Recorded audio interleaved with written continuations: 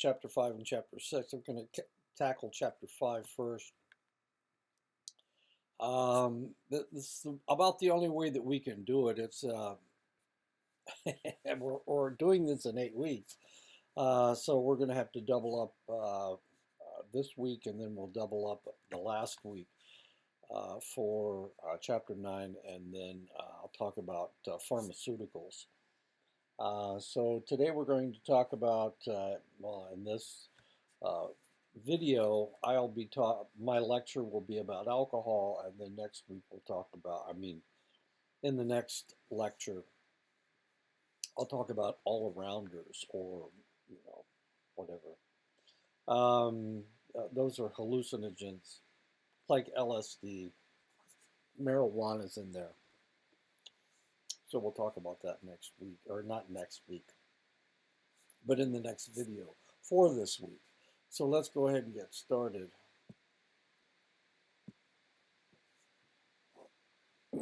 Chapter 5, alcohol.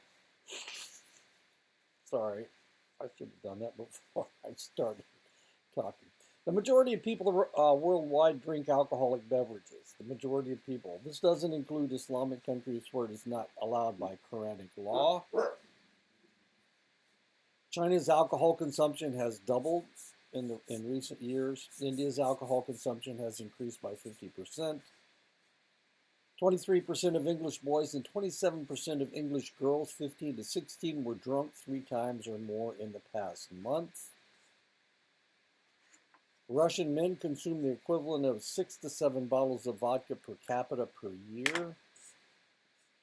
75,000 alcoholics are homeless in Japan out of a total of 100,000 homeless people.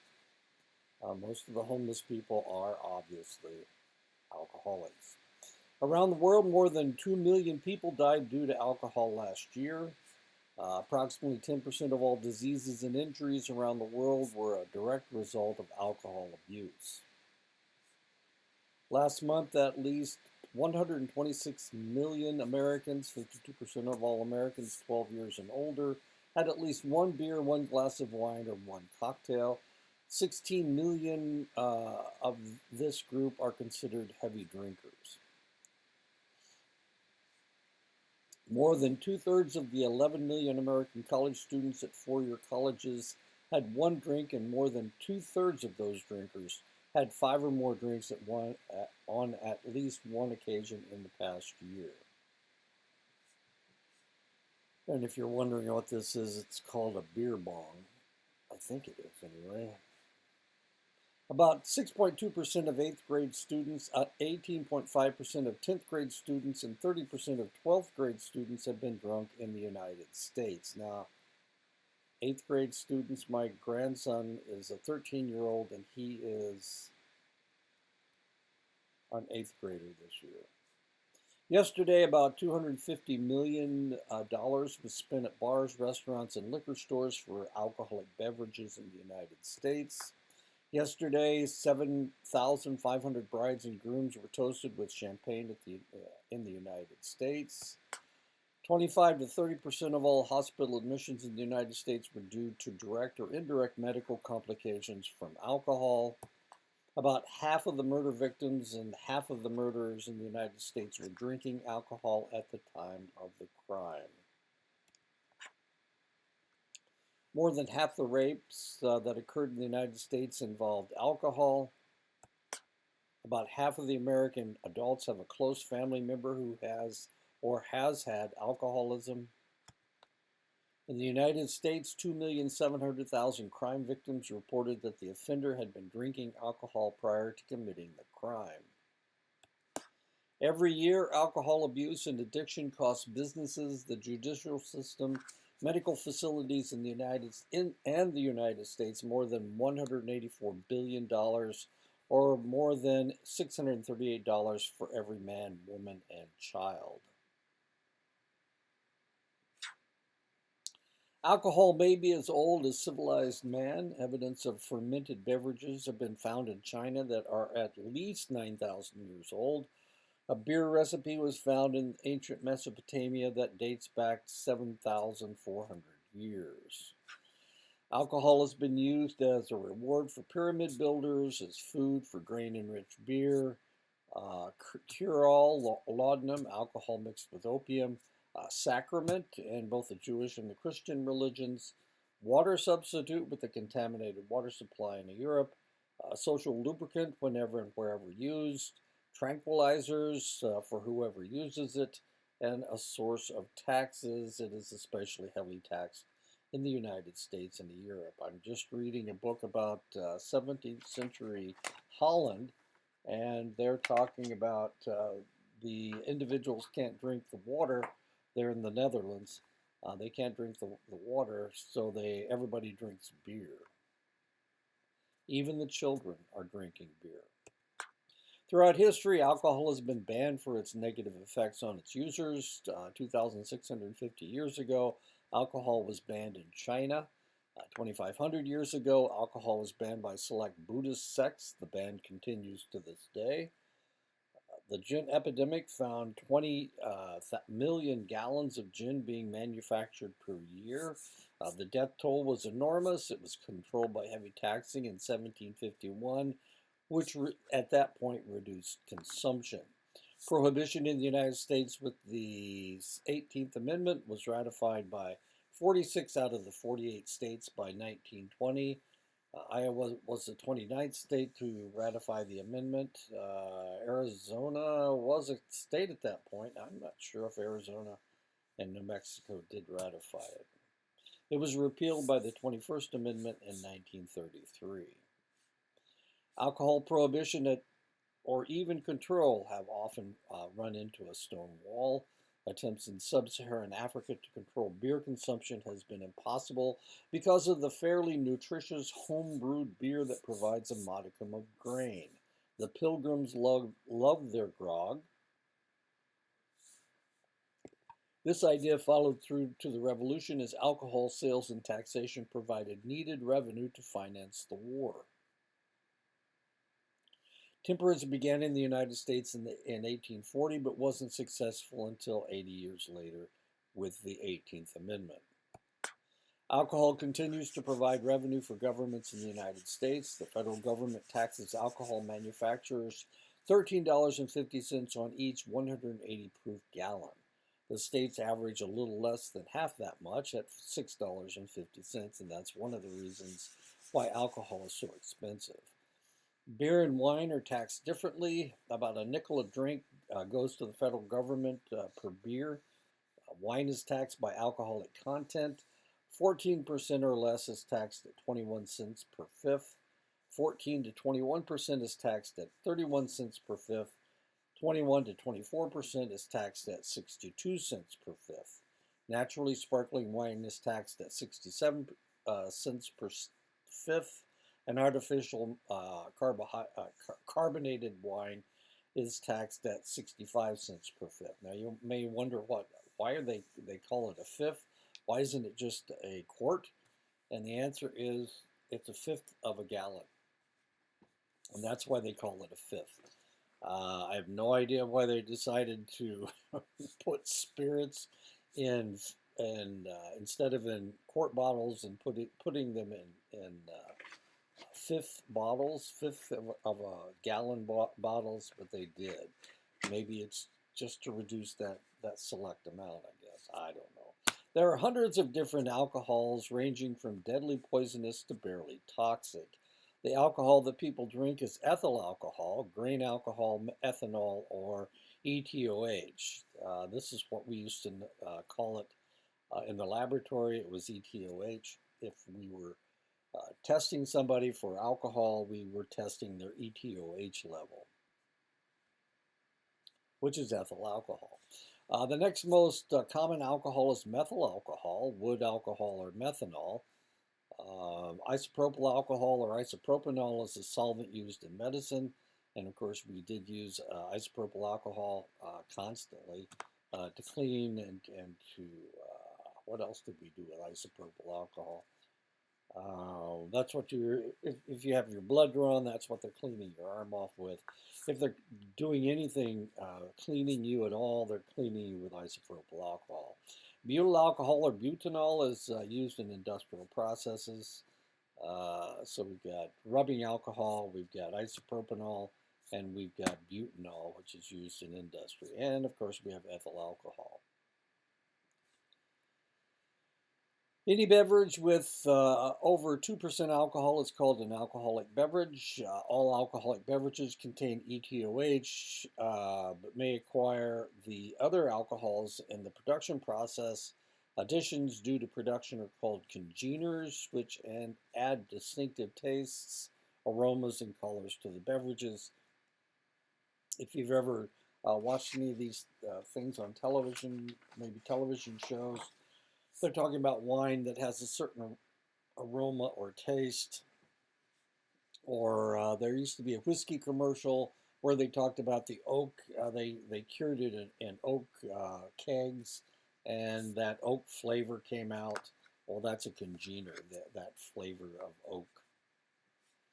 Congeners may be acids, aldehydes, esters, ketones, phenols, and tannins, or tannins. Some beverages add a number of congeners. Whiskey and brandy have the most, while beer and vodka have the least. The more congener in the beverage, the more severe the hangover. So there you go. Methyl alcohol is fairly toxic and has a curious affinity for the optic nerve. During Prohibition in the United States, some bootleg manufacturers mistakenly added ethanol to their beverages to increase the alcoholic content. The result was often blindness, or in extreme cases, the person died. Alcohol comes in three categories: beer, wine, and distilled spirits. Beer is produced when grain ferments, such as barley or wheat. Use barley or wheat to create your beer. Wine is produced when fruit ferments, grapes, plums, or peaches. And distilled spirits are made from fermented grains. Whiskey is 40 to 50% fermented grains. Tubers, that's potatoes mostly. Vodka is 75% tubers. Schnapps and Palinka is made from fruit, 40 to 50%. Vegetables or any other plant. Absinthe, tequila, mezcal, or rum. Rum is made from sugar. Mezcal is made from agave. And so is tequila, I think. These are two different types of agave, I believe. And absinthe is made from a wood fungus.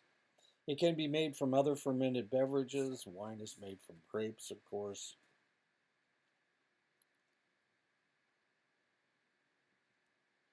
Oh, I'm sorry. Other fermented beverages, they take the wine and then they distill it, and that's brandy, I think. Anyway, I don't drink, so I'm getting most of my knowledge from what I've read. Okay, so we have beer, we have wine, and we have distilled spirits. Um, 5 ounces of wine has the same alcohol content as 12 ounces of beer, or 1.5 ounces of distilled spirits. Same level of alcohol. So when we talk about a drink, we're talking about 5 ounces of wine, a 12-ounce can or bottle of beer, or we're talking about 1.5 ounces, which is a shot, I think. How much is a shot? I'm not sure. Let me check. How much is a shot? Oops, yeah. How much is a shot of whiskey? There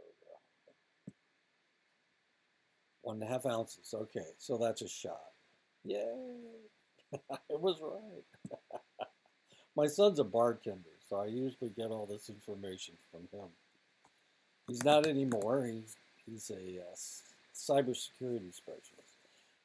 Beer is the first indication that beer consumption comes from 10,000 years ago. Beer is made from grains, usually barley, but sometimes wheat, which have been allowed to sprout and then crushed and fermented with hops and yeast. Ale is 5 to 6% alcohol. Stout or Guinness is another type of beer. So you have ales, stouts, and porters. You have malt liquors, which are 6 to 9% alcohol.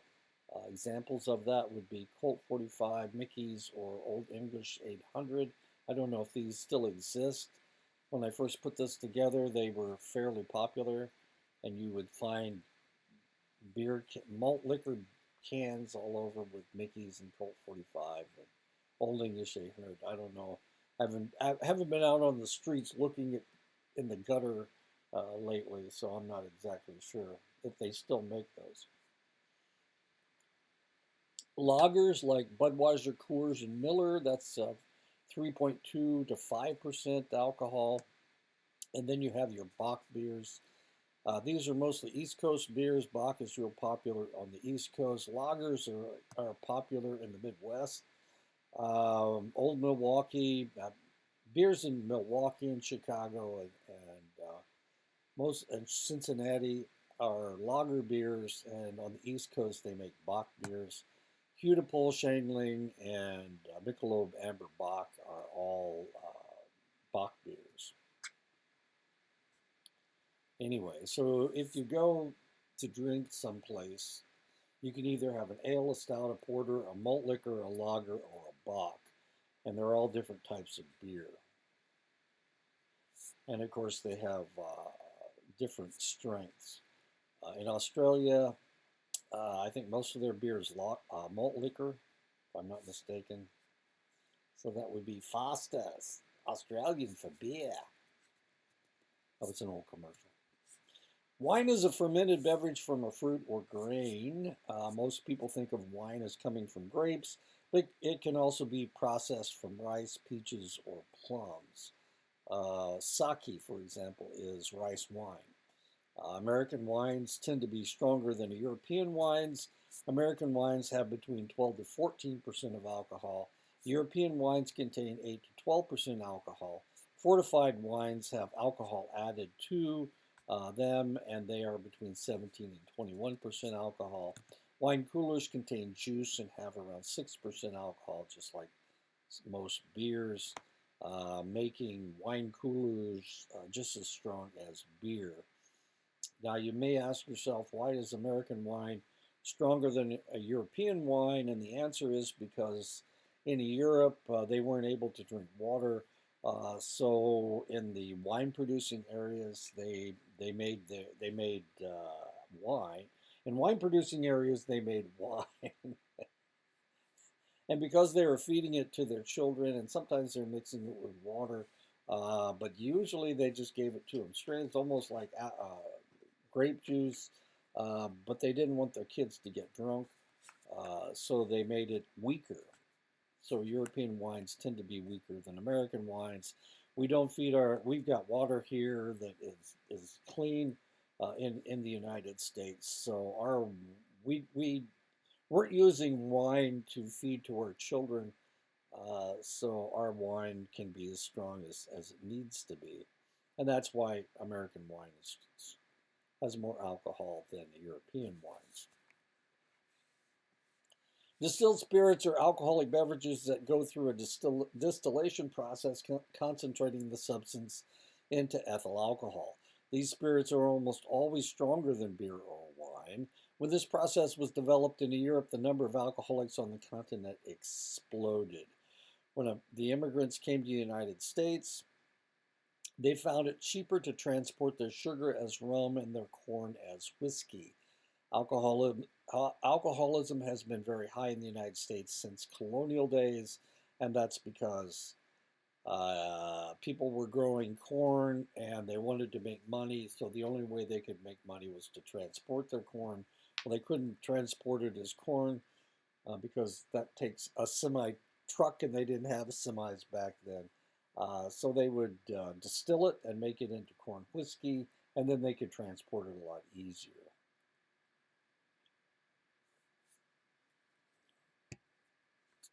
It's the same way with sugar. When Europeans came to the The Caribbean, they decided that they were going to, it was perfect for raising sugar cane, and they would grow their sugar cane. If they crystallized it, they could transport it that way, but it was not that safe to transport that way. So it was a lot easier to make it into rum and transport it as a liquid rather than as a crystal. Europeans tend to drink much more alcohol than people in the United States. Americans drink 95 liters of beer per capita and 20 liters of wine per year. Germans drink 131 liters of beer per capita and 22 liters of wine. Brits drink 103 liters of beer per capita and 13 liters of wine. The French drink 40 liters of beer per capita and 60 liters of wine. And Italians drink 103 liters of beer per capita and 59 liters of wine per person. Alcohol is absorbed all along the gastrointestinal tract. It's absorbed in the stomach, the small intestine, and in the colon. In men, 10 to 20% of the alcohol is absorbed by the stomach, whereas women absorb no alcohol in their stomachs.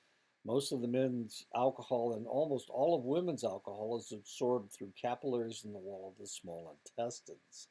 Because of the different processing of alcohol for males and females, a woman who consumes the same amount of alcohol and weighs the same as a man will still maintain 30% more alcohol in her bloodstream because she's not absorbing any into the stomach. So it's not dissipating the amount of alcohol in her stomach, and since it's going into her, all of it's going into her small intestine, she's getting drunk a lot faster. Women have a greater problem than men because women have a lower percentage of body water to dilute the alcohol. Women have less alcohol dehydrogenase in their stomachs to break down alcohol. Women's hormonal fluctuations can make them more or less susceptible to alcohol's effects. Women absorb more alcohol during their premenstrual period than at any other time during their cycle. Alcohol does greater damage to women than to men. Female alcoholics have death rates 50 to 100% times percent higher than male alcoholics. The alcohol that is absorbed into the bloodstream is partially metabolized by the liver. The alcohol that is not metabolized by the liver moves easily through the capillary walls and can enter any organ or tissue because the molecules are small, it is water soluble, it is lipid soluble. Alcohol will readily cross the placental barrier and pass into the fetus's bloodstream. After imbibing, the individual will have the highest concentration of alcohol 60 to 90 minutes after the last drink. Now, this is something that you need to remember because people are taking their last drink and then waiting for about 20 or 30 minutes before they decide to take off in their cars. Now, the problem is, of course, the high point of their drunkenness isn't going to hit for an hour or maybe an hour and a half. So while they're driving down the road, they're getting drunker and drunker and drunker. Now remember, it takes about 20 minutes for fluid or food. It takes 2 hours for it to pass out of your stomach. So if you've been drinking for 2 or 3 hours and you're a woman, your food, well, some of the liquid's going to go into your small intestine fairly readily, but not food which is being digested out of your stomach. So within about 20 minutes, it's passed out of your stomach into your small intestine. Now it's working its way through your small intestine, and it's being absorbed by the intestinal wall. And it takes about 60 to 90 minutes for all that alcohol to get into your bloodstream. And now you're pretty drunk. And the reason is because you're digesting the alcohol that you consumed. Rate of absorption determines the degree of effects which can be influenced by weight, your body fat, your body chemistry, your emotional state, your health status, and your temperature, the temperature and barometric pressure. When it's hot, you sweat a lot of this stuff out, but when it's cold, it stays in your system. Absorption and drunkenness can be increased by increasing the volume or rate of drinking. Drinking on an empty stomach. You're better off if you've got food in your stomach because it stays in your stomach longer, and especially for males, uh, if it stays, the longer it stays in your stomach, the more that you're going to metabolize out of, or it's going to be absorbed by your stomach instead of your small intestine. Using high alcohol percentage drinks, um, of course, the more alcohol in the drinks, the faster it's going to get into your system. Drinking carbonated beverages such as champagne, tonic water, and pop, that'll accelerate it, uh, getting into your system. And warming the alcohol, the warmer the alcohol, that's like sake. Sake is served warm. It gets into your system faster. You can slow absorption or lessen the effects of alcohol by eating before or while drinking, especially fatty foods, meats, milk, cheese, anything that's fatty. Diluting the drink with water, ice, or juice, that works as well. 2 to 10% of alcohol will be excreted before metabolism occurs. The remaining 90 to 98% of the alcohol is metabolized through oxidation by the liver and excreted through the kidneys and the lungs. And this is one of the reasons, and I keep telling you this, but I was working in the emergency room, you could really smell the alcohol in people's breath. Why? Because they're excreting alcohol through in their breath. In order of oxidation, ETOH is broken down by alcohol dehydrogenase, which creates acetaldehyde, which is broken down by acetaldehyde dehydrogenase, which creates acetic acid, which is broken down by oxygen to make carbon dioxide and water. Acetaldehyde is a substance that resembles formaldehyde and is very toxic to the liver. So you are actually pickling your liver while you are drinking alcohol. It has been speculated that American Indians have a higher alcoholism rate and advanced cirrhosis because of disruptions of acetaldehyde dehydrogenase and alcohol dehydrogenase systems. This, along with the binge pattern of drinking, increases the likelihood of an unfortunate outcome for drinking with American Indians. Individuals may use home remedies to keep from getting drunk. Aspirin inhibits metabolism of alcohol, and when used as a prophylactic to lessen the possibility of a hangover, actually causes the individual to become drunk faster. I had a female friend when I was in the service. She was a nurse. She was a pretty heavy drinker, and she would always take aspirin before she went out to drink because she said it cured her hangover before it started. Well, in reality, she was just making herself drunker. And to tell you the truth, I never went out with her. I only saw her when she was not going out drinking. She used to take care of my kids sometimes. But I only saw her when she wasn't drinking. The reality is that blood is metabolized by the body at a fairly steady rate, about 1 ounce, about 1.5 drinks per hour for every 3 hours. 1 ounce. You can metabolize about 1 ounce every 3 hours. It takes about 20 minutes. That's one beer. That's 1.5. That's one glass of wine, one beer, or one shot of whatever it is that you're drinking. It takes about 20 minutes before the alcohol has passed into the intestines and has started to affect the brain. In most states, a blood alcohol level of 0.08 is considered legal intoxication.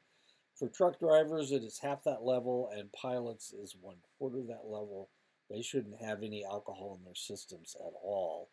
England's legal limit is 0.04, but there's a lot of public transportation in England. You think of the English as big drinkers.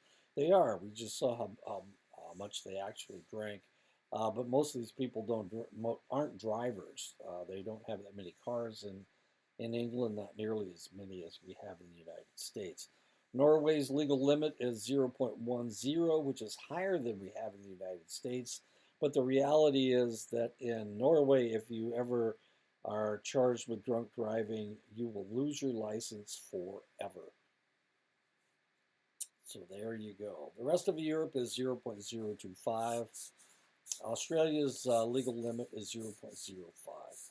And in most of these places, they expect you not to drink or not to drive if you're drinking.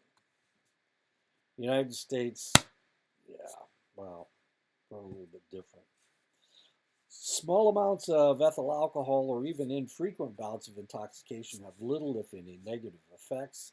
No level of alcohol use is safe for someone who is pregnant. Any mental or physical problems that an individual has can be aggravated by alcohol.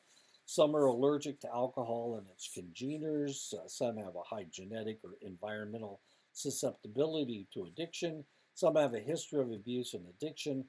Alcohol increases the probability of breast cancer. Therapeutic uses of ethyl alcohol, it's used as a solvent in medications because it is fat and water soluble. It's a topical disinfectant, certainly works as a topical disinfectant.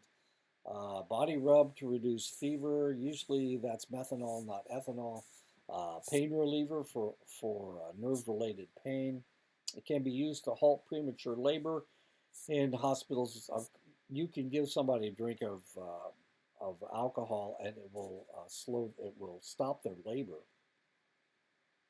It can stop their labor, and sometimes it will just slow it down. In hospitals, we give them magnesium sulfate instead of alcohol, certainly.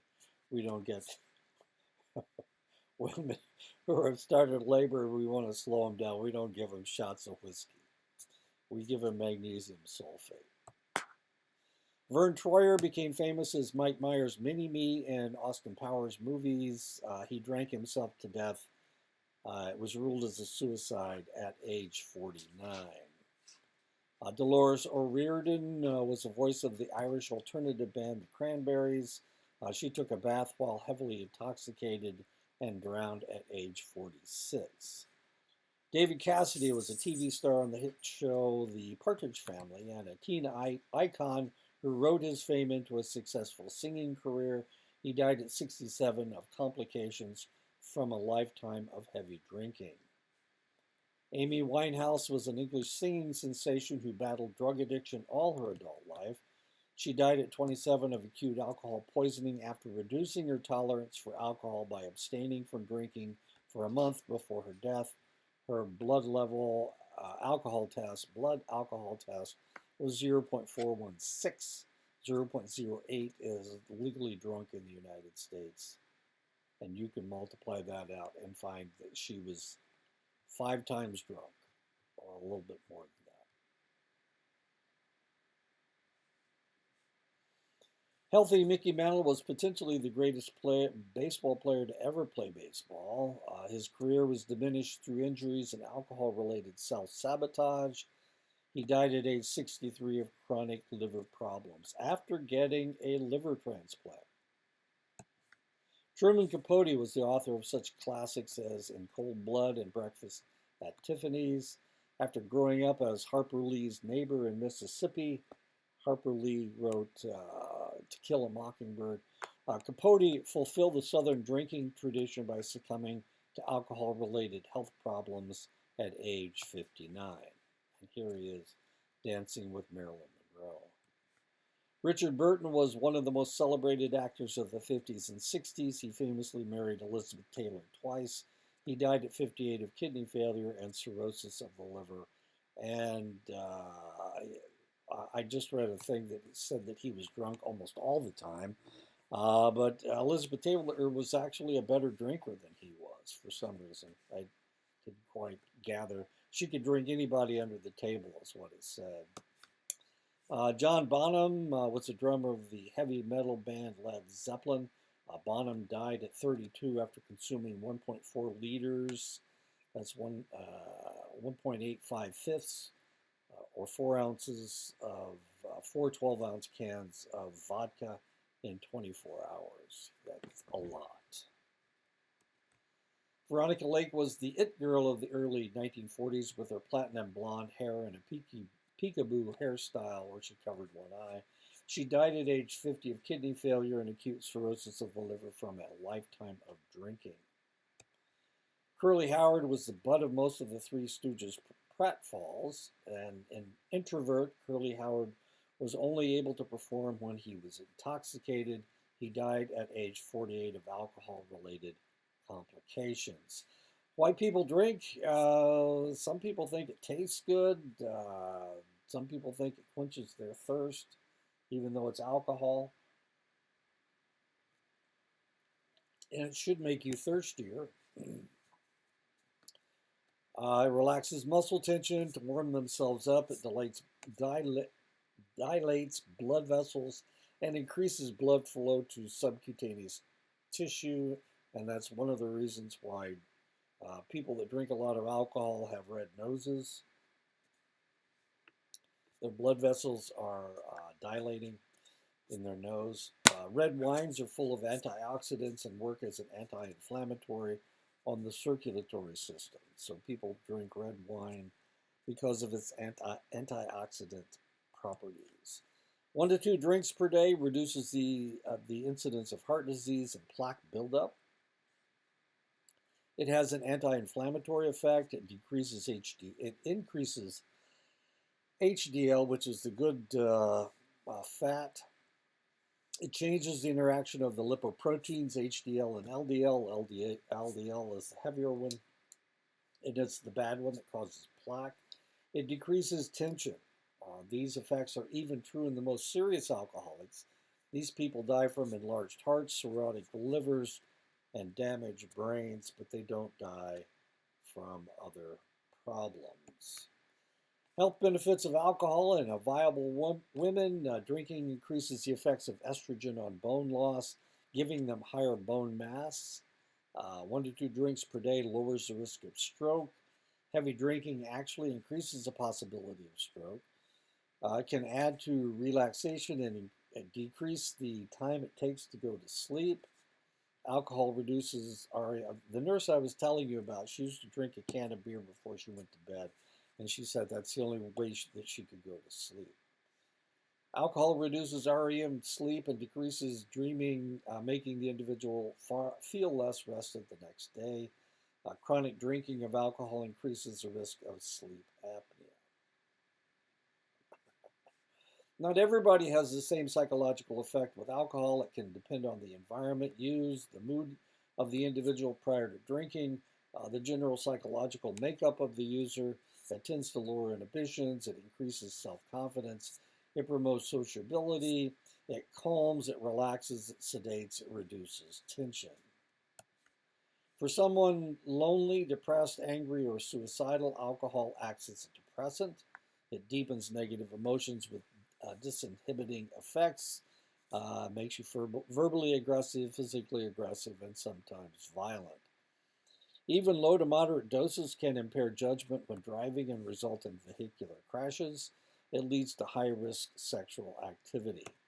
Neurotransmitters affected by alcohol. Initially, it causes a release of serotonin, raising your mood. In excess, its use depletes serotonin, causing depression.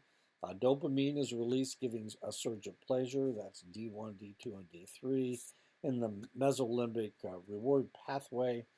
It causes the release of norepinephrine, resulting in positive mood and raised self-esteem. Metenkephalin is released, reducing pain. Glutamate release is pleasurable, reinforcing drinking. Endorphins and anandamides are released, reinforcing the drinking. NMDA receptors are inhibited, impairing memory. GABA is released, lowering inhibitions and slowing the brain. Low doses increases your desire in both males and females. We're talking about sex here. It can intensify orgasm in females. It decreases erectile function and delays ejaculation in males. Alcohol has long been mythologized as a sexual lubricant, though its effects should not always lead to this reality. Unfortunately, among adolescents, 39% of males and 18% of females believe that a drunk female is fair game to have sex forced on her. And this is something ugly that you need to realize, that there are people out there that are, if they are trying to get you drunk, it may be as an excuse to have sex with you. High blood alcohol levels can cause intoxication, but experienced drinkers can mask the effects of alcohol for a brief period.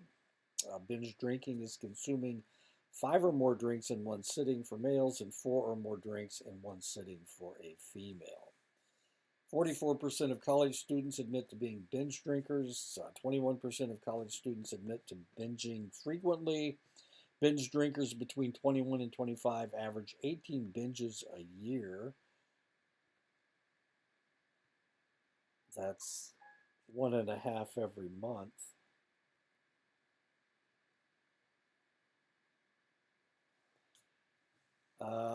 Binge drinkers between 18 and 20 average 15 binges a year. For many people who drink frequently, 5 drinks will not get them drunk. Heavy drinking is consuming 5 or more drinks at a sitting at least 5 times a month. With heavy consumption, the drinker can no longer control their mood from the alcohol. The depressant effect takes over. Blood pressure is lowered. Motor reflexes slow. Digestion and nutrient absorption becomes inefficient.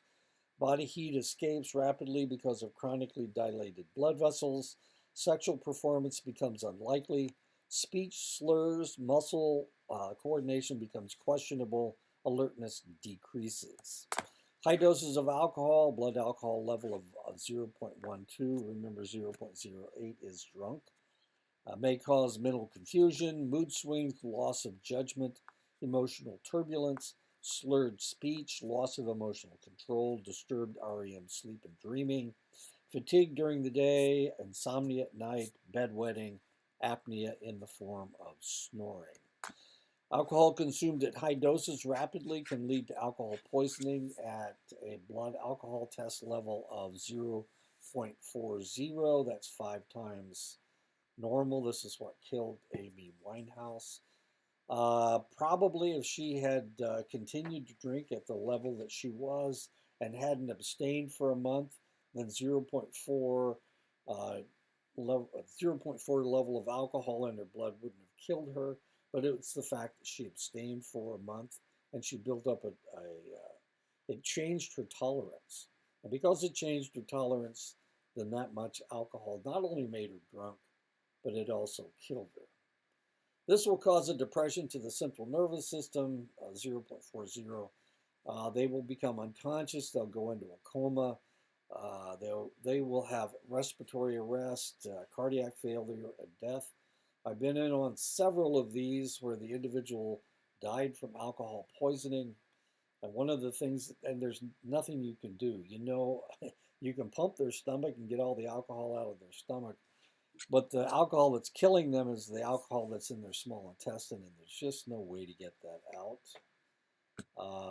The longer they go, you can try to dilute it. You can put an IV in their arm and pump saline into their bodies, but there's just really nothing you can do.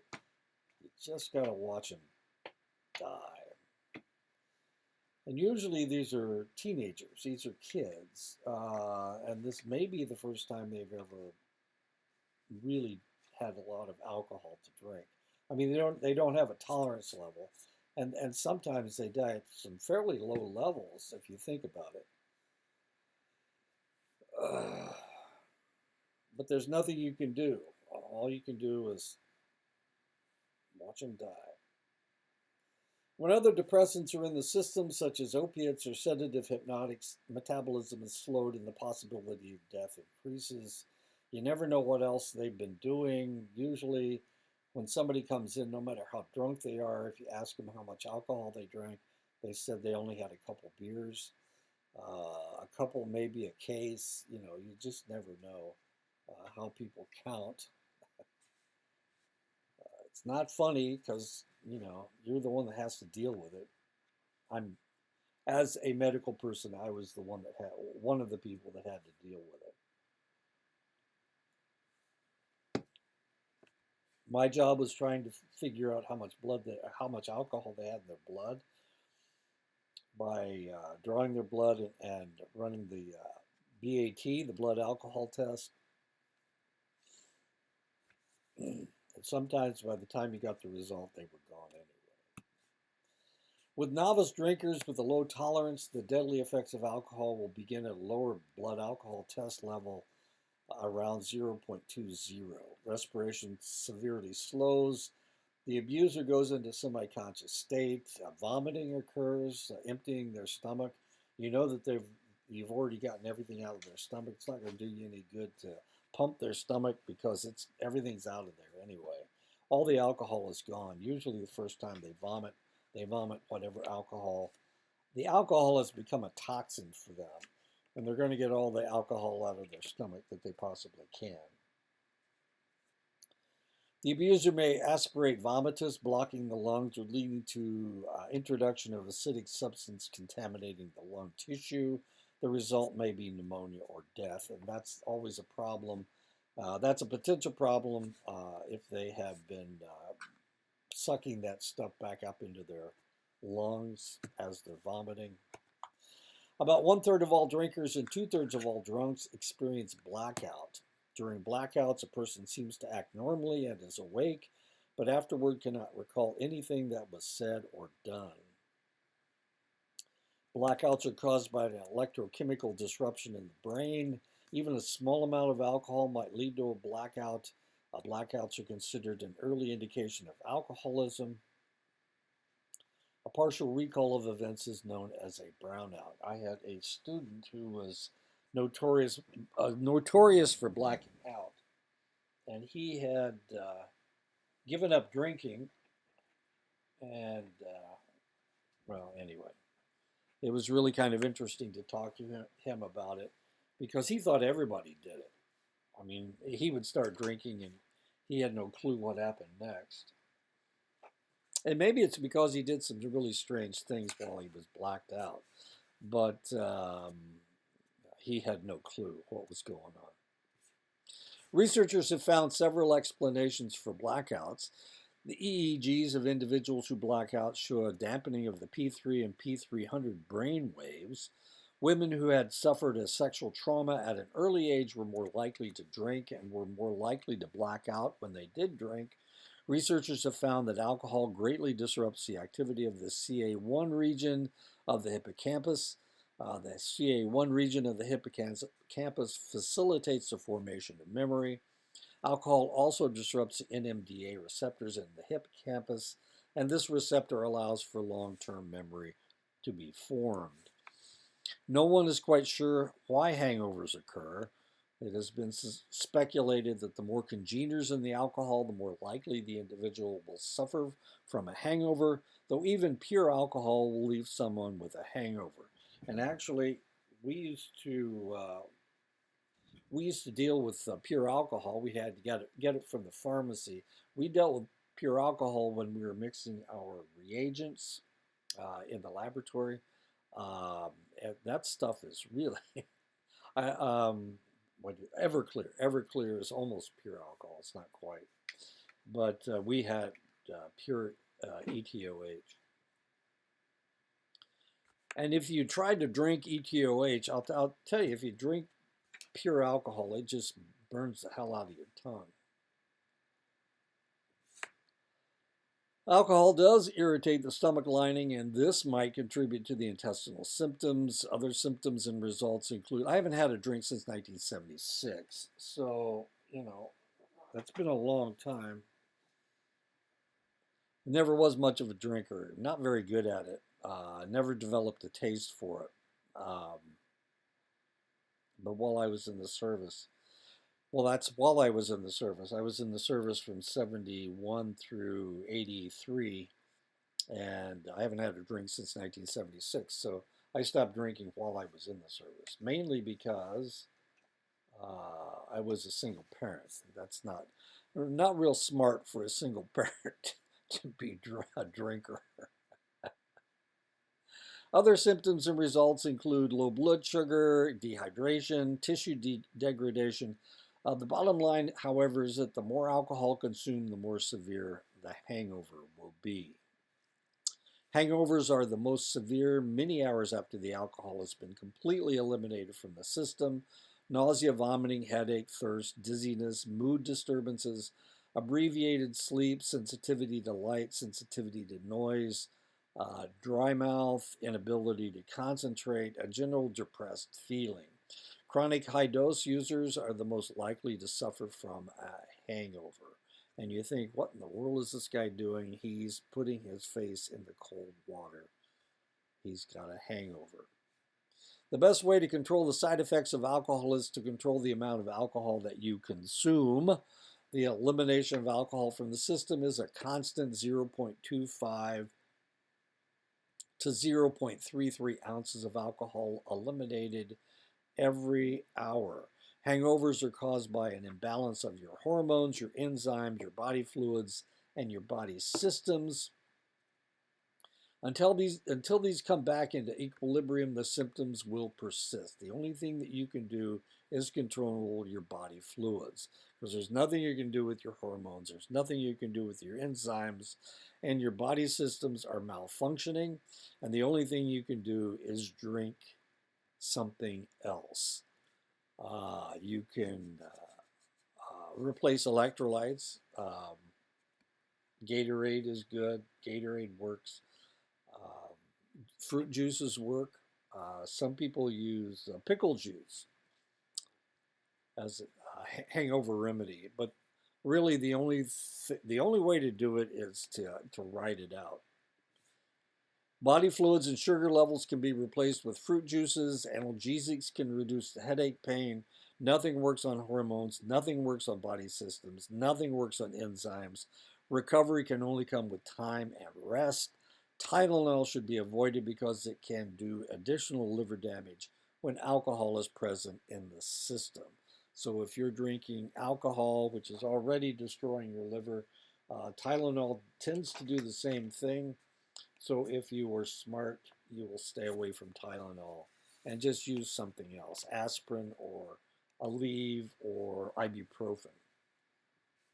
Chronic alcohol usage does more damage to the entire neurochemistry and cellular system of the body than any other psychoactive substance. So there you go. Alcohol especially affects the digestive system and liver because it is the organs of these systems that deal with the alcohol in its purest form. It is these systems that are tasked by the body to rid the entity of this toxin. 80% of the alcohol is metabolized by the liver. High doses and chronic usage damages the liver and compromises its function. You get fatty liver. You can open up your liver to hepatitis, and of course, when the liver tissue dies, then it's replaced with dead tissue, which is known as cirrhosis. Accumulation of fatty acids in the liver can occur after only a few days of heavy drinking. While abstinence will reduce the accumulated fat, constant abuse can lead to fatty livers. About 20% of alcoholics and heavy drinkers will develop fatty livers. Fatty liver is just one possible outcome. 10 to 35% of heavy drinkers develop alcoholic hepatitis. Hepatitis is an inflammation of the liver which can result in formation of scar tissue, fibrosis, cell death, necrosis, or damage to membranes. This condition is characterized by jaundice, which means that you turn yellow because your liver's not able to process the hemoglobin like it was before. Liver enlargement, tenderness, and pain. Abstinence is the only cure, but the liver damage is always permanent. If you do any damage to your liver, it's not going to recover. It just isn't going to recover. What you have there will stay healthy. What is still healthy will stay healthy, but the liver damage is permanent. Nothing you can do about it, except get a liver transplant like Mickey Mantle did. Mickey Mantle got a liver transplant and died 2 months later. He didn't die from the liver transplant. He died because he was an alcoholic. and it was a wasted liver to give him one, and it really upset a lot of people. Even though he was everybody's favorite baseball player, nobody really that wasn't really the issue. Was his ability to play baseball. The issue was that they wasted a liver on somebody that it wasn't going to help.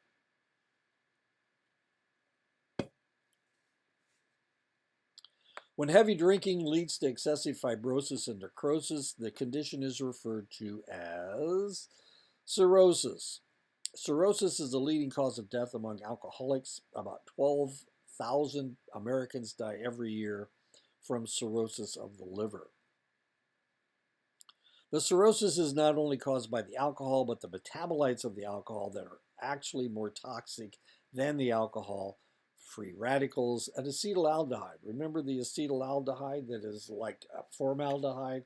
And I said you're pickling your liver. Well, it's the acetaldehyde that is actually destroying the liver. It usually takes 10 years steady drinking to achieve cirrhosis. 80% of all cirrhosis in the United States is caused by alcohol. 2.5 times more men die of cirrhosis than women. Hispanics seem to be the most sensitive to the cirrhotic effects of alcohol, followed by African Americans and then by whites. Now, you may wonder, what the hell's going on with white people?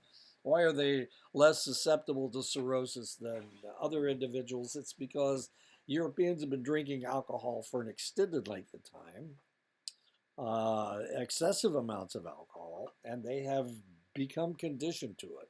So the people that were really sensitive to it died a long time ago. They died thousands of years ago, although white people that were sensitive to it. And so the people that survived were the ones that could handle the alcohol.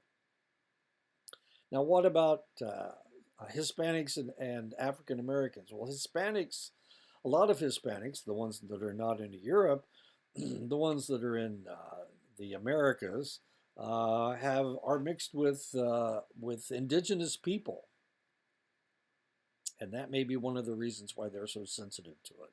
African Americans, of course, were in Africa. They didn't have any alcohol to drink down there. So the people that have been around alcohol for the longest period of time are the ones that had the problem. I answered the phone.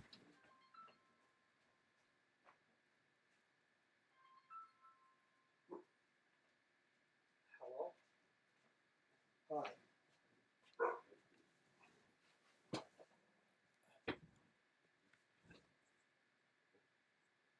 I know. Just I'm on the internet. What? Okay. All right. Bye. Rates of cirrhosis in the United States have waxed and waned along with popularity of alcohol in the culture. Before Prohibition, 17 out of every 100,000 people suffered from cirrhosis. In 1932, at the end of Prohibition, the level dropped by more than half to 8 per 100,000. By 1973, the disco era, the level had gone back up to 14.9. People were drinking a lot more alcohol. They're going to dance. When they went out to dance, they drank the disco era. They drank mixed drinks, fruity drinks with umbrellas in them, and the drinking went up. 2004, the level had dropped back down to 9 per 100,000. Not sure what it is today. Other countries, especially European countries, have rates of cirrhosis that eclipse that in the United States. Kazakhstan, 23.9 per 100,000. Germany, 15.4 per 100,000. Italy, 13.9 per 100,000. Spain, 12.2 per 100,000. France, 12.1 per 100,000. Japan, 7.2 per 100,000. The UK, 6.4 per 100,000. Australia, 4.6 per 100,000. Israel, 4.9 per 100,000. Greece, 3.4 per 100,000. You would think the UK would have a lot more people dying from cirrhosis.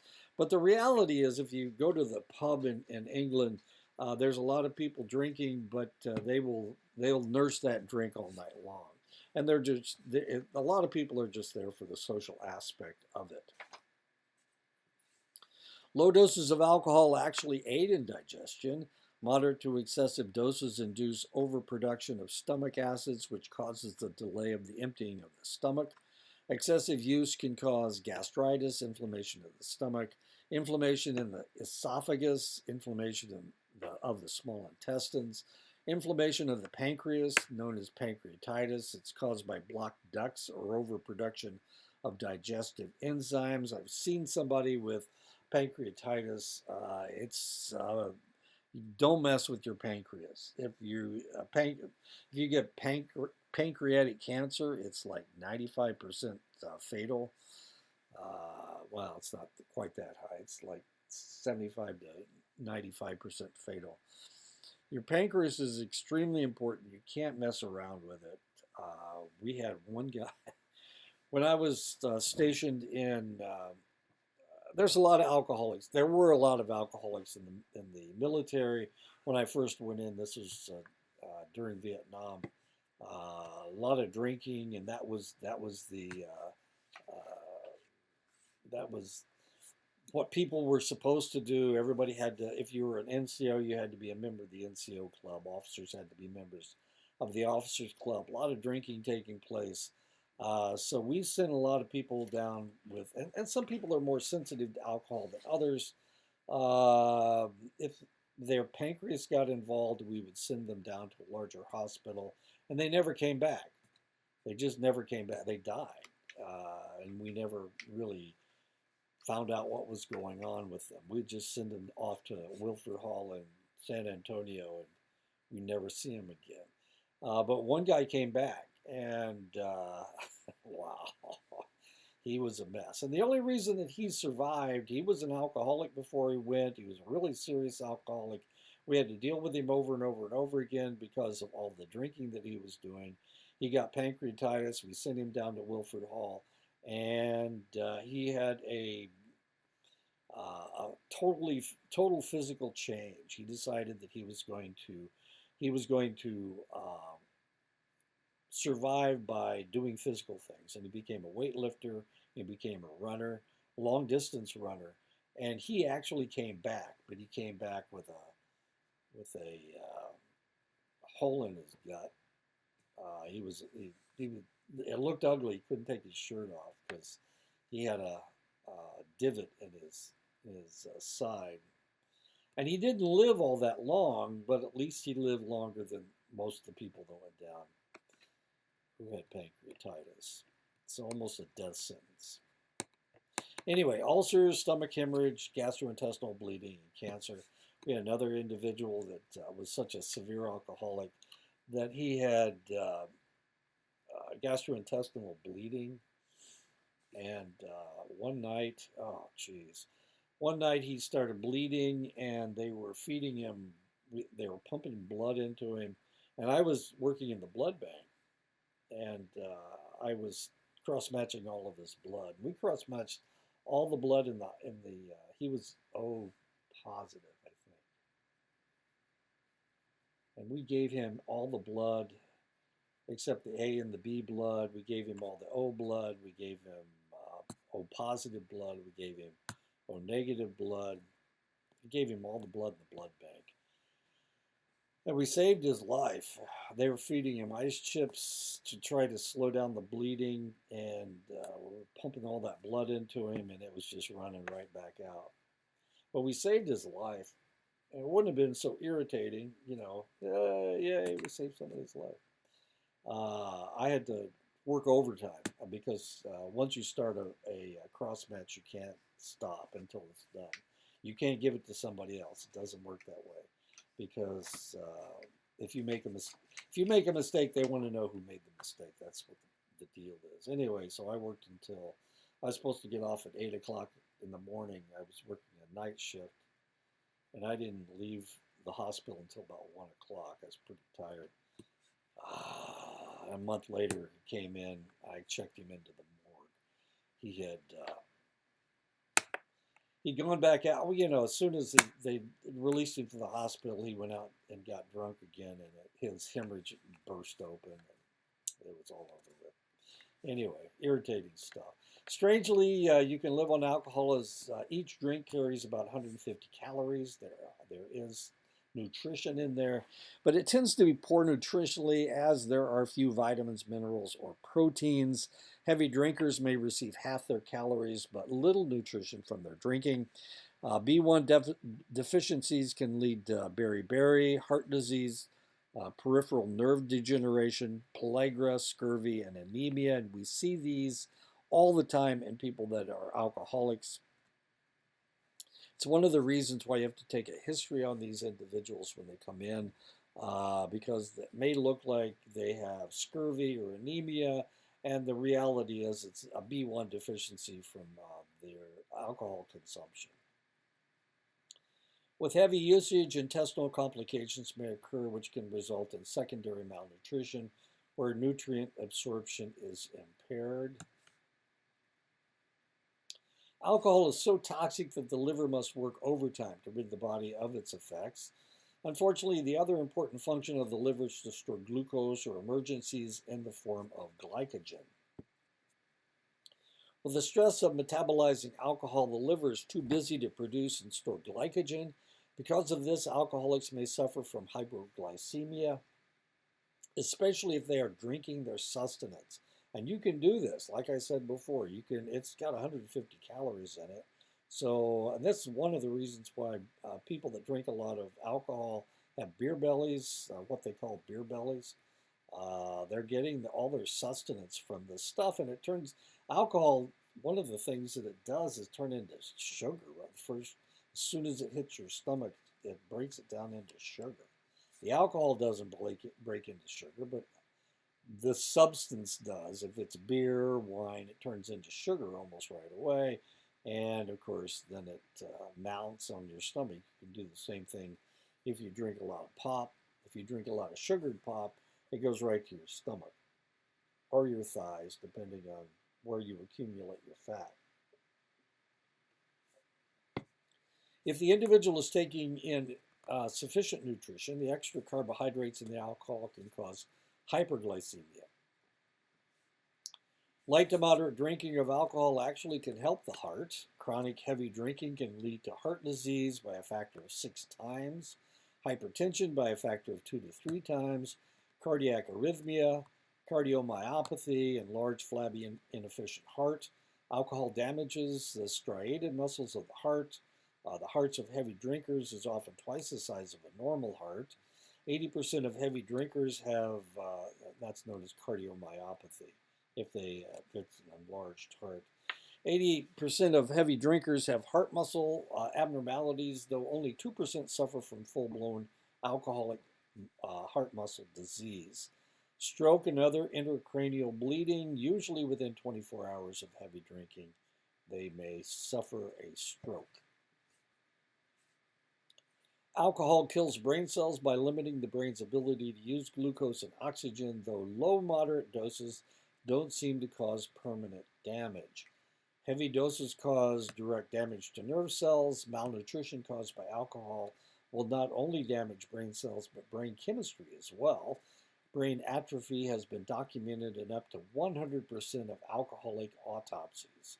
Dementia is a result of prolonged heavy drinking as well. So there you go. You really are pickling your brain.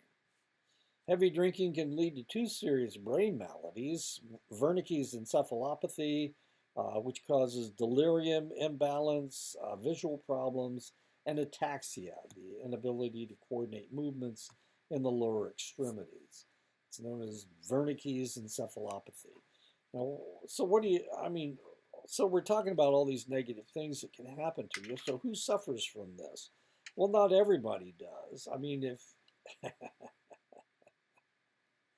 I'm laughing about this because I'm thinking, well, white people, black people, indigenous people, Hispanics. So who's more likely to suffer from Wernicke's encephalopathy? Well, not the white guy, because white people have built up a tolerance to alcohol over eons, over centuries, thousands and thousands of years. They're professional drinkers. Other individuals, not so much. Anyway, so um, and not everybody has the same body chemistry. I certainly don't have the same chemistry that everybody else has. I can't take ibuprofen. Opiates and opioids don't work on me. Caffeine doesn't do anything to me. My body chemistry is obviously different. I've never tried alcohol to see if it works, but I had a student from Romania. She could drink anybody under the table. She was just amazing in that she never got drunk. Now, it's not that the alcohol wasn't damaging her system, and I tried to explain that to her. Look, you can drink a lot of alcohol and not get drunk, but that doesn't mean it's not doing anything to you. You need to stop because she could go out and she could drink all night long and not get a hangover and not get drunk. So what was happening to her? We don't know. She could have been one that developed Wernicke's encephalopathy. The other thing that can happen is Korsakoff's psychosis. The individual becomes disoriented.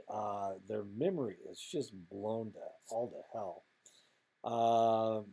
They will, if you tell them something, if you say something, they will assume that it's true, and it becomes part of their memory as if they did it. And this is known as confabulation. They'll repeat any false memories that they are given. Epilepsy is also related to heavy alcoholic intake. Epilepsy is 10 times more prevalent among alcoholics. Changes the electricity in your brain. The reproductive system and sexual desire can also be affected by alcohol, whereas light drinking actually lowers inhibitions and increases desire and the intensity of orgasms. Heavy drinking decreases desire and lessens the intensity of orgasms. Research with heavy female drinkers found that 36% only had orgasms 5% of the time. So while it increases the probability of orgasms, the heavier you drink, the less likely you're going to have an orgasm. Chronic drinking can inhibit ovulation. It decreases gonadal mass. It delays female menstruation. It causes sexual dysfunction in both males and females. It promotes infertility. It increases the chances of spontaneous abortion. The reproductive, whereas low to moderate drinking can lower inhibitions and enhance the psychological aspects of sexual activity in men, chronic heavy use can lead to inability to perform. Research found that 71% of alcoholics suffered from erectile dysfunction, compared to only 7% of abstainers. Chronic heavy usage leads to a lowered testosterone and an increased estrogen level. It lowers your testosterone and increases your estrogen level. So if you drink heavily, you're actually neutering yourself. You're increasing your estrogen level, making it more likely that you're going to look like a female, and you're lowering your testosterone level, which means that you're going to be looking more like a female. It can cause male breast enlargement, and this is one of the things that we see in older alcoholic males is larger chests, but it's not muscles, it's just fat. Testicular atrophy, low sperm counts, loss of body hair, loss of sexual desire, performance anxiety once sexual activity is resumed. The most serious effect may be social drinkers tend to socialize mainly in bars and at parties where normal sexual relationships are circumspect. So these guys might be cool, but they're not going to perform.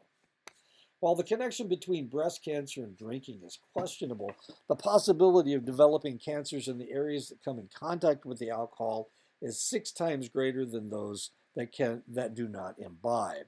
Mouth cancer is more common, throat cancer is more common, especially esophageal cancer. These cancers are 7 times more likely for those who use tobacco but do not drink. For people who drink and smoke both, the possibility of developing these cancers increases by a factor of 38. And of course, liver cancer for anybody that drinks alcohol, especially females. Alcohol leaches minerals from the body, leading to a greater risk of fracture.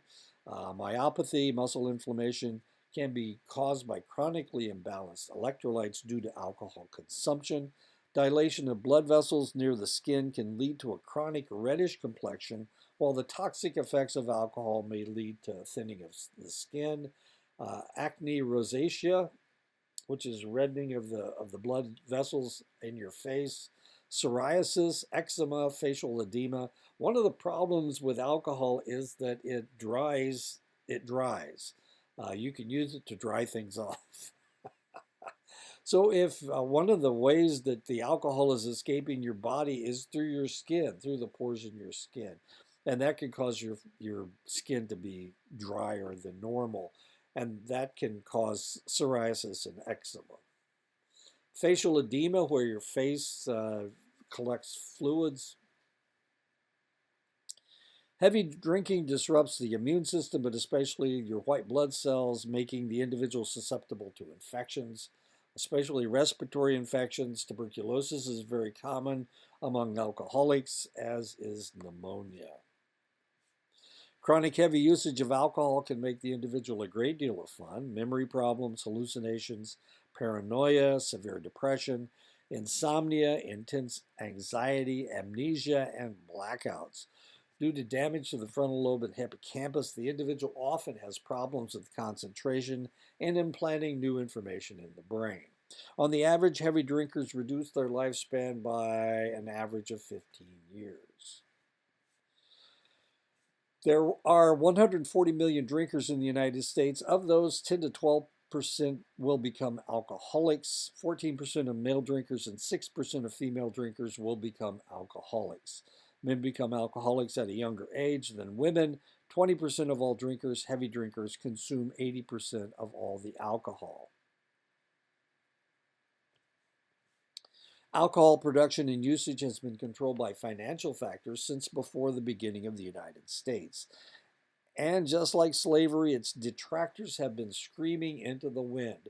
Founding father Dr. Benjamin Rush warned of the deleterious effects of alcohol as early as 1804. Dr. Thomas Trotter was coming to the same conclusions at the same time, but their administrations fell on deaf ears. In 1941, Dr. E.M. Jelinek and Carl Bowman developed a classification of the different forms of alcoholism. The comfortable classification of alcoholics has changed over time as the understanding of the addiction process has progressed. According to a recent reclassification by National Institute on Alcohol Abuse and Alcoholism constructed in 2007, there are 5 subtypes of alcoholics based on 6 criteria: family history, age of onset of drinking and problem drinking, patterns of craving and abuse, use of additional drugs, and mental conditions. Subtype 1, young adult, 31.5% of U.S. alcoholics are of this subtype.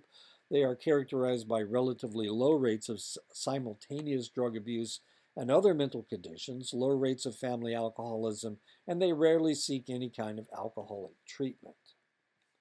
Subtype 2, young antisocial, 21% of U.S. alcoholics are young antisocial alcoholics. They're usually in their mid-20s with precocious onset of regular drinking and alcohol-related issues, usually happens in adolescence. Over 50% come from families with alcoholism problems, and about 50% have an antisocial personality disorder and a major depression, bipolar disorder, or an anxiety problem. Over 75% smoke cigarettes and marijuana, and a large percentage also have a cocaine or heroin addiction.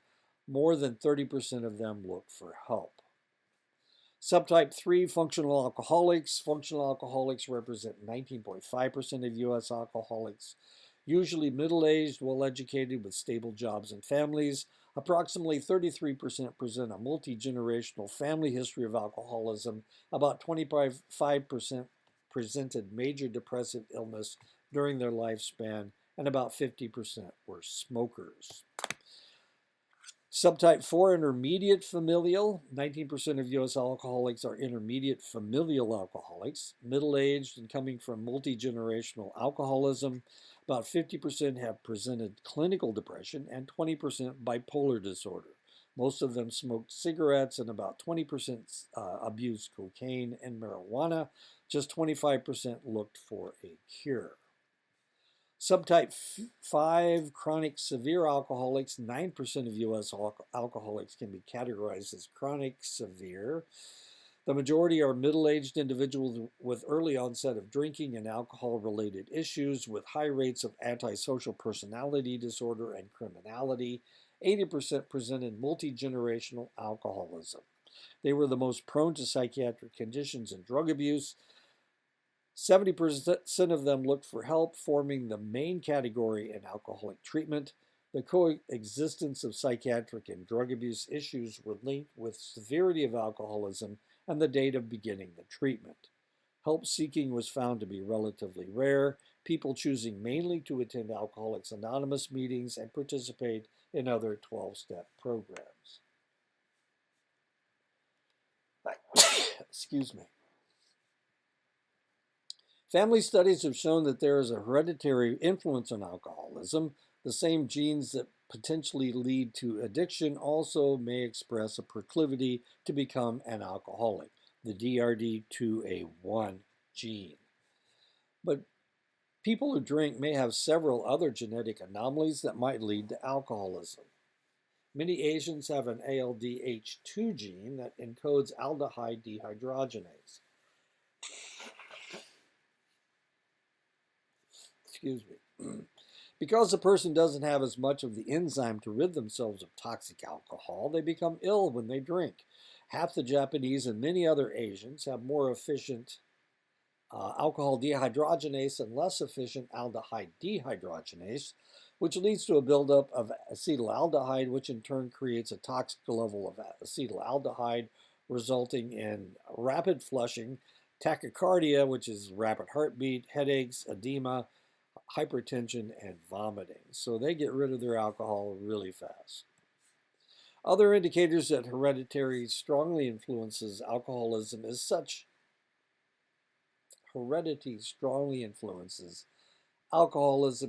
characteristics that run in families or groups, such as tendency to have blackouts, greater initial tolerance to alcohol, an impaired decision-making area of the brain, a major shift in personality during drinking, an impaired ability to learn from mistakes, retrograde amnesia, low level of response to alcohol, cirrhosis, and alcoholic psychosis.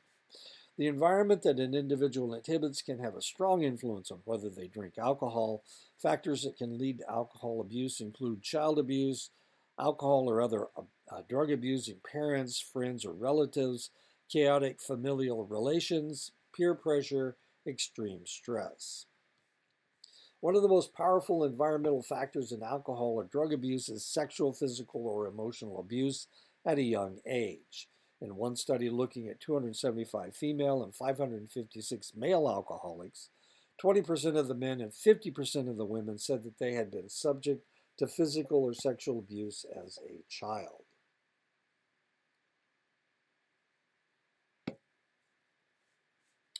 When someone drinks alcohol, their brain-body neurochemistry changes. The brain-body will try to protect itself from the effects of alcohol by developing tolerance to the substance. The drinker will develop metabolic tolerance by metabolizing the alcohol more efficiently. The liver of the drinker will manufacture more enzyme to break down the alcohol and the metabolite acetaldehyde. This also accelerates the breaking down of the other drugs, including prescription medications. When someone drinks alcohol, their brain-body neurochemistry changes. The pharmacodynamic tolerance takes place in the brain when brain neurons and other cells become resistant to the effects of alcohol by increasing the number of receptor sites for GABA in the brain, becoming less sensitive to alcohol. Behavioral tolerance occurs when the drinker learns to handle their liquor, changing their behavior to make it more acceptable and acting in a way to hide their drunkenness. Hangovers represent the individual's withdrawal reactions to the alcohol. 85 to 95% of those experiencing withdrawal will have only minor symptoms: rapid pulse, sweating, increased body temperature, hand tremors, anxiety, depression, insomnia, nausea, or vomiting. 5 to 15% will experience life-threatening major symptoms of withdrawal, tachycardia, transient tactile, auditory or visual hallucinations and illusions, psychomotor agitation, grand mal seizures, delirium tremens. For individuals going through alcohol withdrawals, delirium tremens and seizures are the most severe and life-threatening effects. Before modern medications to ease the sufferer, 35% of people going through severe symptoms died. With modern techniques, the mortality rate still approaches 5 to 15%, and if left untreated, the rates increase to 10 to 20%. What does this mean? This means that alcohol is the hardest thing to get off of. It will kill you if you're going through symptoms. If you're an alcoholic and you start having delirium tremens, then going off alcohol cold turkey, in 35% of the cases, you will die. That's in the old days. Now, if you're going through treatment at some institute like Betty Ford Institute or something, we still get deaths. It ain't pretty, and it doesn't smell good. Delirium tremens usually begins 48 to 96 hours after the individual's last drink. The DT's delirium tremens can last from 3 to 10 days, with some serious cases extending into 50 days, depending on how good an alcoholic they are, how long they've been drinking. Individuals who have gone through the DTs before seem to fear the powerful and frightening hallucinations that they suffer more than any other symptom. Severe symptoms develop after prolonged heavy drinking. 48 to 87 consecutive days of heavy drinking can cause this. Drinking alcohol creates a neurotransmitter crisis in the brain because alcohol increases the effectiveness of GABA, which blocks the chemicals that induce energy. The person becomes drowsy and the bodily functions become depressed.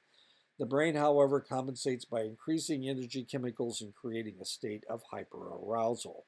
When withdrawal takes place after heavy alcohol usage, the hyperproduction of the energy and feel-good chemicals reverses itself, and they are produced at lower levels than normal.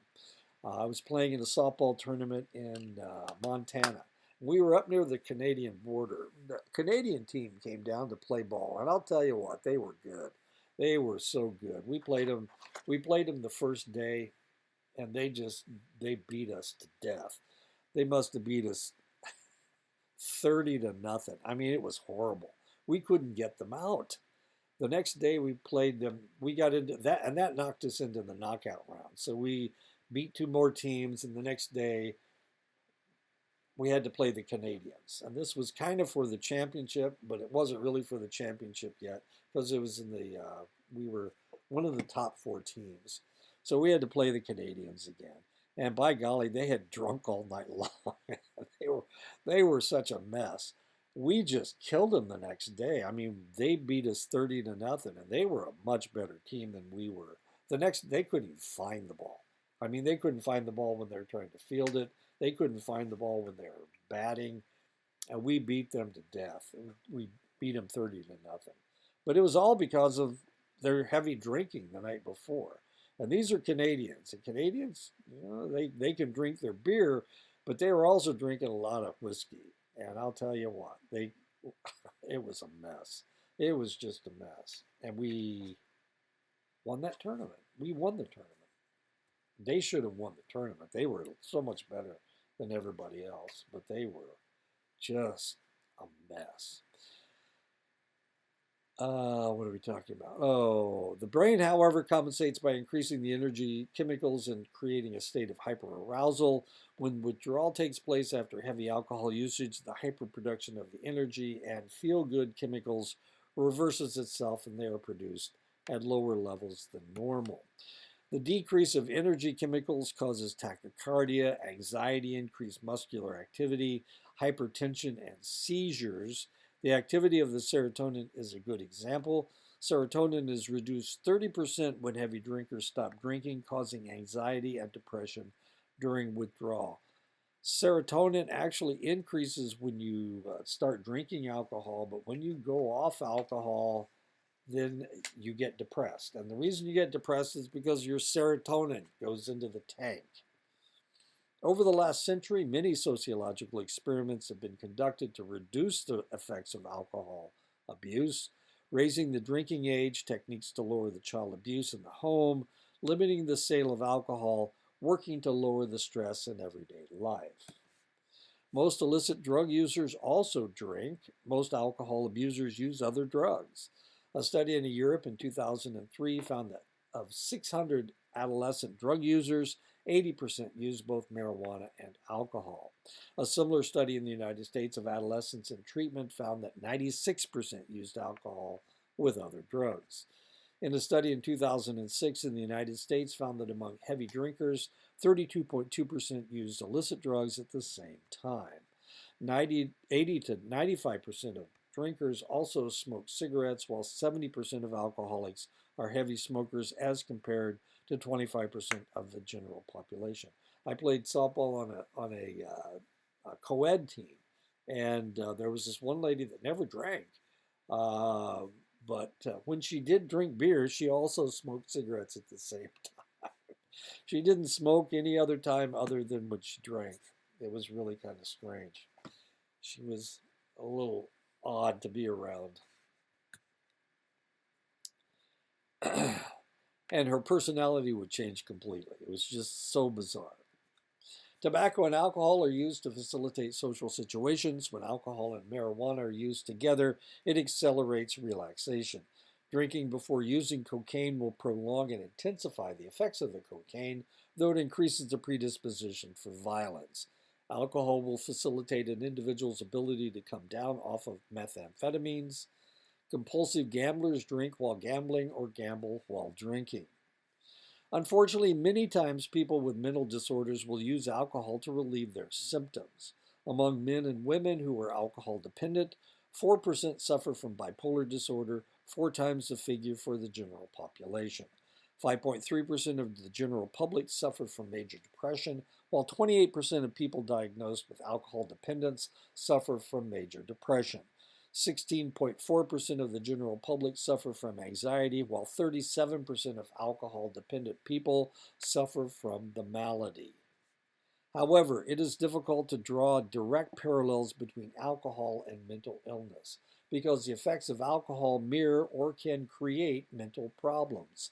Heavy drinking disrupts the neurotransmitters in the reward pathway that lead to feelings of well-being, opioid peptides, dopamine, serotonin, and GABA. In one detox center, 70% of the alcoholics were originally diagnosed as suffering from depression. After abstinence of a month or more, the depression diagnosis had dropped to 30%. Any psychiatric diagnosis must always take into account the possibility of drug-induced symptoms. Individuals diagnosed with antisocial personality disorder show symptoms of impulsivity, lack of remorse for causing harm, inability to learn from mistakes. These same symptoms are found in drug abusers, including alcoholics. 80% of those diagnosed with antisocial personality disorder develop substance dependence. If a mother drinks during pregnancy, especially the first trimester of her pregnancy, there's a great possibility that the alcohol will do damage to the fetus, and she is more likely to miscarry or cause infant death. Alcohol intake during pregnancy is the leading cause of intellectual disability in the United States. Surveys of pregnant women in the United States shows that 12.4% drank some alcohol during several months of their pregnancy, 4% used in binge patterns, 0.7% were heavy drinkers, 18% smoked cigarettes, 4.3% used illicit drugs at least once, and that is my great niece. One study of 293 infants born with fetal alcohol syndrome and alcohol-related neurodevelopmental disorder in Portland, Oregon showed that 89% were using alcohol with at least 2 other drugs, 49% were using alcohol with cocaine. 100% were smokers, most were single mothers, most were high school dropouts, most had a history of sexual and or physical abuse, many had a history of drug or alcohol abuse in the family, Many had learning disabilities that may have come from substance abuse effects when they were in the womb. In a study of fetal alcohol syndrome at the University of Washington, two groups of infants were followed into adolescence. By the age of 5, 38% of the children's biological mothers had died of alcohol-related causes. These are children suffering from FAS. By the age of 5, over one-third of them had lost their mothers to alcohol-related causes. By the time the group reached adolescence, 69% of the biological mothers had died of alcoholic-related causes. Only one-third of them, less than one-third of them, still had their biological mothers. Alcohol consumption during pregnancy can cause 3 varying degrees of problems: fetal alcohol syndrome, retarded growth, facial deformities, problems with heart and limbs, central nervous system involvement, potentially lowered IQ from a range of 20 to 120, and a mean of 79. Alcohol-related neurodevelopmental disorder, ARND, and alcohol-related birth defects, ARBD. All 3 of these problems are referred to as fetal alcohol spectrum disorders, FASD. And this is what it looks like. This is a child's brain who has never, his mother wasn't exposed to alcohol. You can see this is the corpus callosum right here. And this is the corpus callosum of a child with fetal alcohol syndrome. This is a normal child's brain. This is a FAS affected child's brain.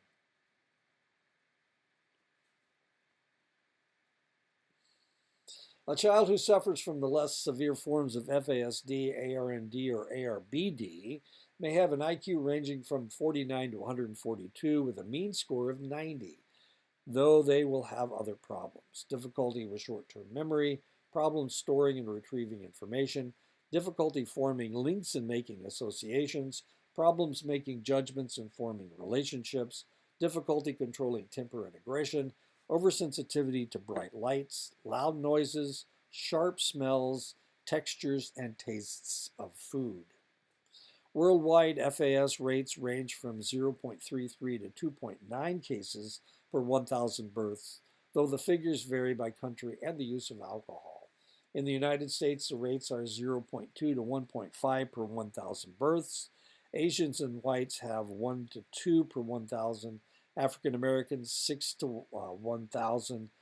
American Indians, 10 to 120, depending on the tribe and the area of the country that we're talking about. 10 to 120 per 1,000. The incidence of ARND and ARBD are about 3 times that of FAS in all groups in the United States. You may wonder which region or which tribes we're talking about. The Northern Plains tribes tend to have more alcoholism, so it's not the Southwest. It's the Northern Plains tribes. The tribes in Montana, North Dakota, and South Dakota, Washington, Idaho. The most destructive time to consume alcohol for the fetus is the 3rd week through the 8th week of gestation, when the brain is forming. The corpus callosum is forming, the basal ganglia is forming, brain cell migration and organization are taking place. During the 2nd trimester, the facial features are forming and can be deformed by alcohol use. During the 3rd trimester, the hippocampus is forming, which might impair the encoding of visual and auditory information.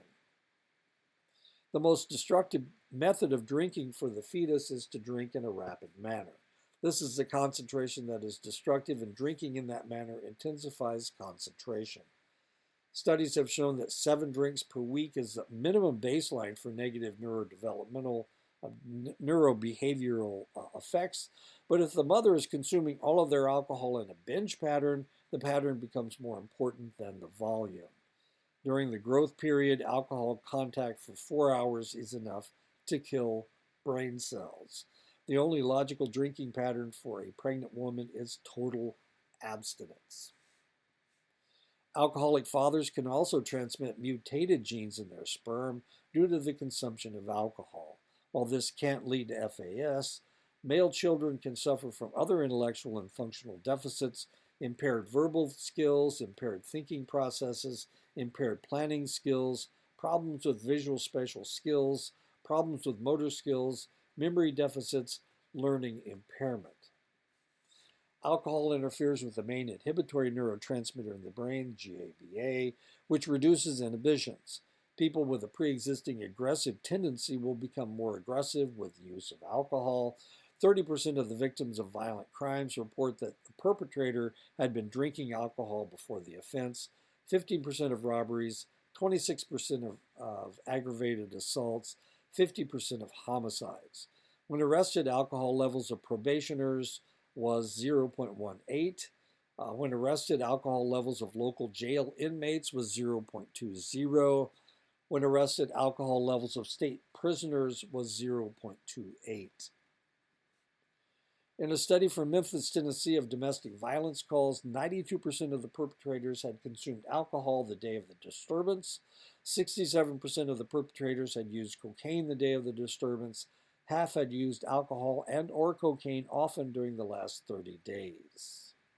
Domestic violence. Alcohol encourages the release of pent-up anger, hatred, and desires that are normally controlled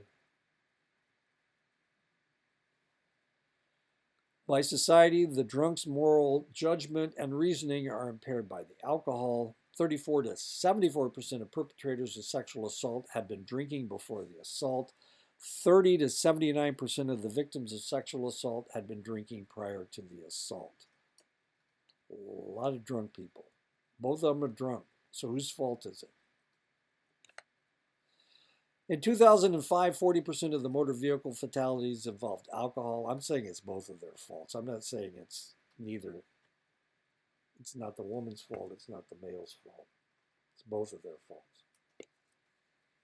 In 2005, 40% of the motor vehicle fatalities involved alcohol, 16,885. 90% of those situations involved a blood alcohol test level of 0.08 or higher. 275,000 injuries occurred at the same time.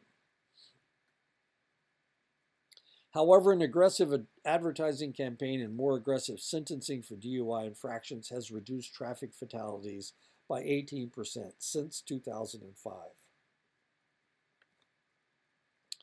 How stupid can you be? 1 in 4 drunks drive within 2 hours of their last drink. On any given weekday night between 10 p.m. and 1 a.m., 1 out of every 13 drivers is legally drunk. On weekend mornings between 1 to 6 a.m., 1 in 7 drivers on the road is drunk. Of convicted DUI perpetrators, 61% drank beer only, 2% drank wine only, 18% drank liquor only, 20% mixed their drinks. Alcohol-related crashes cost an estimated $148 billion a year in the United States. A blood alcohol test level of 0.08 is a legal limit for driving under the influence. The individual does not have to show impairment to be found guilty. It is estimated that only 1 driver is arrested for every 300 to 1,000 drunk driving trips. What has worked over the years to reduce traffic deaths due to alcohol? Lowering legal inebriation levels from 0.10 to 0.08, imposing immediate license revocation for individuals whose ethanol level exceeds the legal limit, increasing the legal drinking age from 18 to 21, maintaining zero tolerance for youth under 21 who are caught DUI. This has reduced crashes involving youth 17 to 50%. Impounding or towing vehicles of DUIs, requiring mandatory treatment for DUI arrestees. Dram laws, those who serve are liable for a customer who becomes intoxicated. 22 states have dram laws and 14 have limited dram laws. Both Iowa and Illinois have active dram laws that makes a proprietor actionable if a patron causes an injury. I'm not sure about Arizona and New Mexico. Medical reports involving alcohol, 15 to 25% of emergency room patients reported the use of alcohol, especially those involved in fights, assaults, and falls. Alcoholics are 16 times more likely to die in falls and 10 times more likely to be burned or die in a fire. 31% of boating fatalities had a blood alcohol test level of 0.10 or more. 40% of industrial fatalities and 47% of injuries involve alcohol. There was a pitcher that pitched for the Marlins. He was really, really good, and he was in a boating accident, and he killed himself along with two other guys in a boating accident in Miami Bay. It was about 10 years ago. His name was Fernandez. Really good pitcher. 40% of industrial fatalities and 47% of injuries involve alcohol. Alcoholics commit suicide at twice the rate of general population. Most alcoholics who commit suicide are white, male, middle-aged. They're unmarried and have a long history of drinking. Culture determines how an individual will consume alcohol. What cultures such as Austria, Belgium, France, Italy, and Switzerland sanction daily use of alcohol? It's okay in those cultures. Integrate social drinking into everyday life. They serve watered-down wine to children for meals. They drink more beer and wine than dry cultures do. Dry cultures such as they have in Denmark, Finland, Norway, and Sweden restrict alcohol use with heavy taxing, consume more distilled spirits, about 50% more, characterized by binge drinking, particularly males, on the weekend.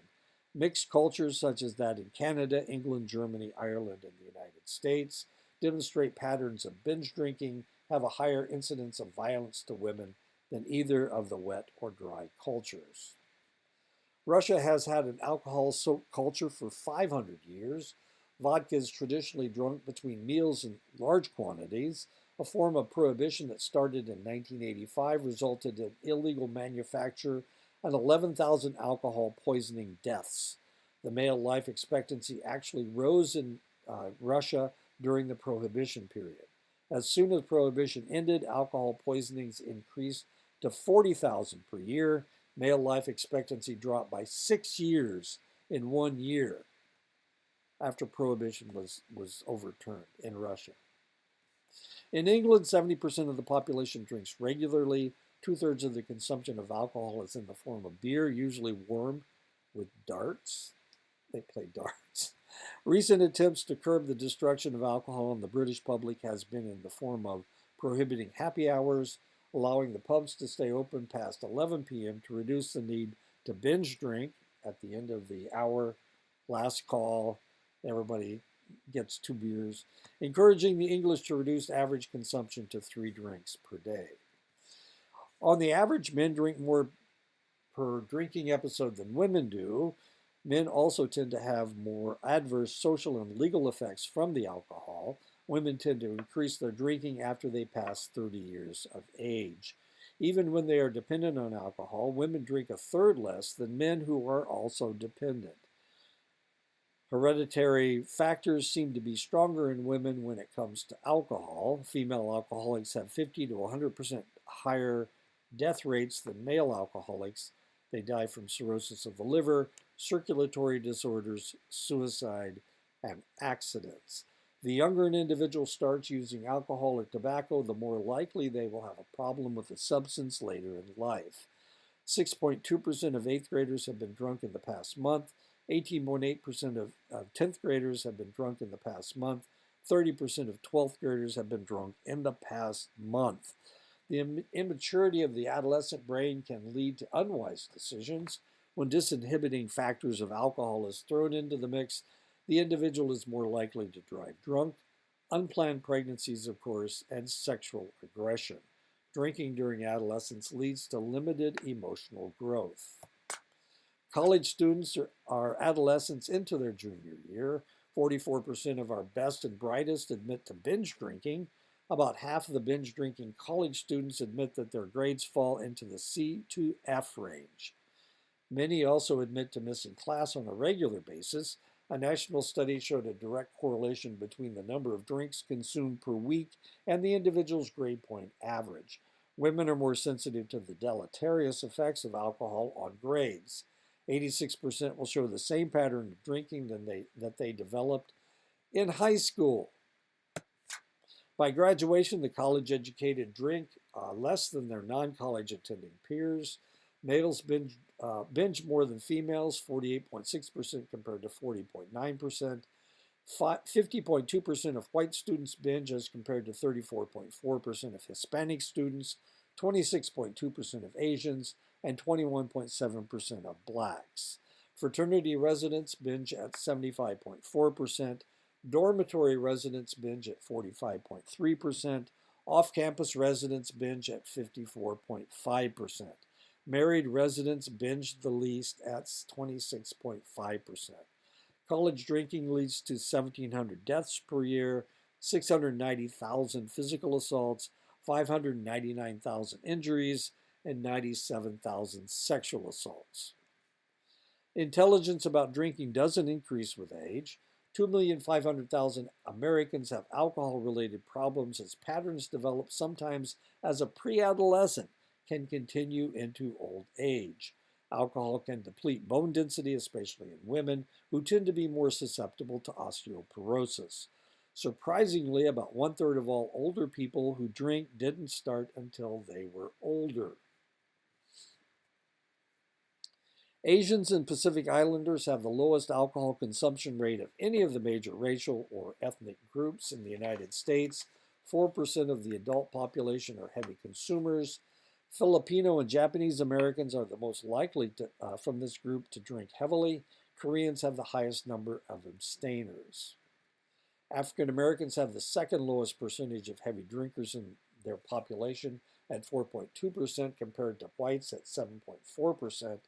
Only 40.8% of black males drink monthly compared to 56.5% of white males. Peak drinking seems to occur after the age of 30.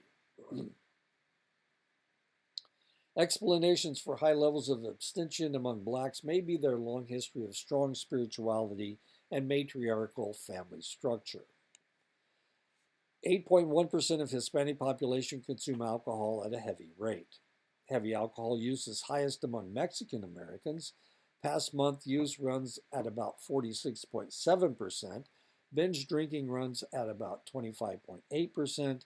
6.2% of Hispanics can be classified as alcohol dependent. American Indians, Alaska Natives have drinking rates that greatly vary by region of the country and tribal affiliations.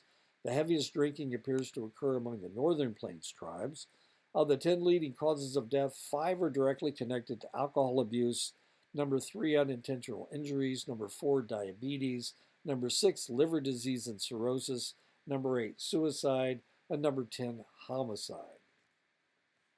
For American Indian Alaska Natives, alcohol-related motor vehicle deaths are 5.5 times higher than the general population. Cirrhosis of the liver is 4.5 times higher. Alcoholism is 3.8 times higher. Homicide is 2.8 times higher. Suicide is 2.3 times higher. And that is it. Let me get out of here. Okay, so, wow. Smart thing to do, not a smart thing to do. I'd say it's not very smart. Stay away from it. It's better if you never start. Or if you do start, just go ahead and stop. But if you're an alcoholic, do it slowly. If you've really got a problem, if you crave alcohol, then you need to come off of it slowly. I don't have an addictive personality. When I stopped in 1976, I just stopped. But then again, I'd only been drunk 3 times. In 1976, I was how old? 27. Okay, so I've never been much of a drinker. So it's hard for me to talk about this stuff, but I've seen a lot of it.